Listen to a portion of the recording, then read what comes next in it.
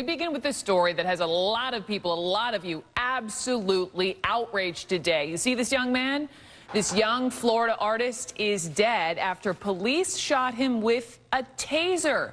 18-year-old Israel Hernandez was spray painting an empty building in Miami Beach. Apparently his friends were there. They were on the lookout, but police spotted him. And you know what he did? He ran. They say he hid, he jumped a fence, refused to obey their orders. So what did an officer do? Pulled out a taser gun and tased him.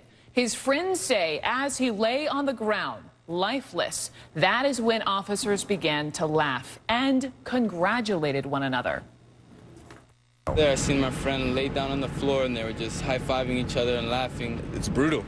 That's just brutal. It's a kid about my size, and there was about 30 cops on him. Want to bring in Nick Valencia. You've been following this one for us. Also, HLN law enforcement analyst Mike Brooks. Got a lot to talk about here. First to you. Yes. I know you talked to his girlfriend. CNN's talked to dad, sister. They all say he was a good guy. That he was pure and innocent. Here the irony is in all of this, that he just moved from Colombia. The family moved the family to the United States to get away from the violence, Brooke, only for something like this to happen with their son. One of our reporters in Florida caught up with the father. Take a listen to what he had to say. La fuerza me las da. I find the strength in my hope for justice. We are in a country that defends human rights, a country that sets an example and dares to ask other countries that use excessive force. That is my son's case, excessive force. Israel Hernandez was 18 years old. He was a popular graffiti artist there locally in Miami Beach, and his sister just spoke about the passion that he had for his artwork. He was an amazing artist, a very passionate person, very passionate artist, and that it's unfair to end his life for something he loved. It was very unnecessary, and they went beyond the point. I don't know what exactly happened, but if he died, they obviously went off the point.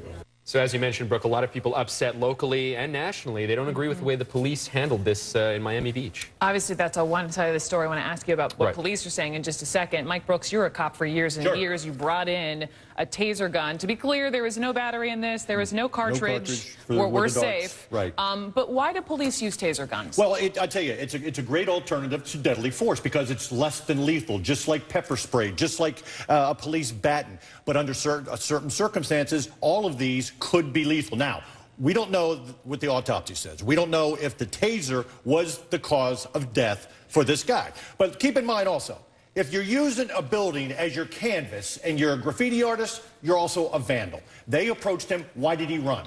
He wouldn't have tasered him if he hadn't run. And then he did run. He eluded police. And when they got him, apparently he didn't do what they said. So they did use a taser, which I tell you, most departments that deploy tasers, that get tasers, the use of force complaints on police go down, and the injuries to law officers goes way down too, because you don't have to put hands on somebody and have to fight with them. What are police saying about this? Well, they're not saying very much. They're saying that they had to tase him because they had to arrest him, and they had to use that force in order to arrest him. But the police report, it doesn't give a lot of details about what happened. Just that he ran, and like Mike was saying, you know, he was popular locally, but he's not without criticism. He was defacing a private property, and he took off when police told him not to. You know, I guess it just got us talking in our meeting this morning how often this seems pretty rare to hear of a taser death. And so we don't know, as you point out, appropriately so, you know, autopsy hasn't been done or the results haven't been released.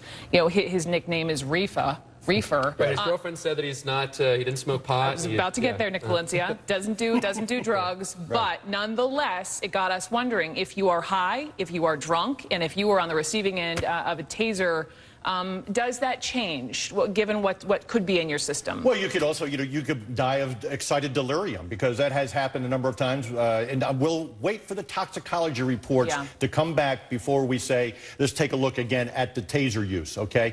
But a lot of times people also have pre-existing conditions that they die of. You have a heart murmur, but the taser would not contribute to that. Think about this. A defibrillator, when someone dies or, you know, is dying and they use a defibrillator bringing them back, that's 360 joules of electricity. A taser is 0.07 joules. It's 50,000 volts, but extremely, extremely low amperage. In deadly force circumstances in Florida, usually the Florida Department of Law Enforcement gets involved, third party, to investigate this use of deadly force. But in South Florida, Police departments like to take the lead on their own investigation. So right now, as it stands, it's just Miami Beach. We'll see where it goes. It's Absolutely. tragic nonetheless. Guys, thank you both very much.